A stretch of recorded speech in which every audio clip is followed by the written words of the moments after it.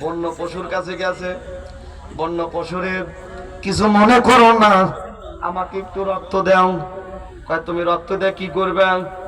জিব্রাইল ডাক দিয়ে কয় নমরুদ তীর মারছে আল্লাহ মারার জন্য, নমরুদের তীরের আগায় আমি রক্ত লাগাইয়া দেব, বেঈমানের যেন বিশ্বাস হয়ে যাক আল্লাহ ঠিকই মারা গেছে। কয় হরেন তো সারা ওই বেঈমানের তীরের আগায় রক্ত দিতে যায় না, আমি কিন্তু নাপাক হতে পারবো। আর আমাদের একটা নাপাক কত মানুষ কিন্তু বাজান কানতেছে, গাই গরু পালাইছে আর বাছুর গুলো দুধের লেগে হাম্বা হাম্বা করতেছে। কথা বলে ঠিক কিনা? মুসলিম ওরা ঘুমিয়ে পড়েছে, ডাকাত ঢুকেছে ঘরে, বেঈমানেরা ঈমান লুটে নিয়ে গেল।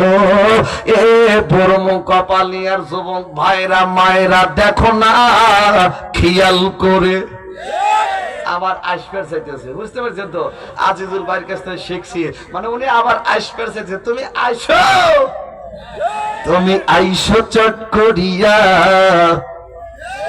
আয়না ঘর বানায় রাখছি তোমারই জন্য রে বাবা।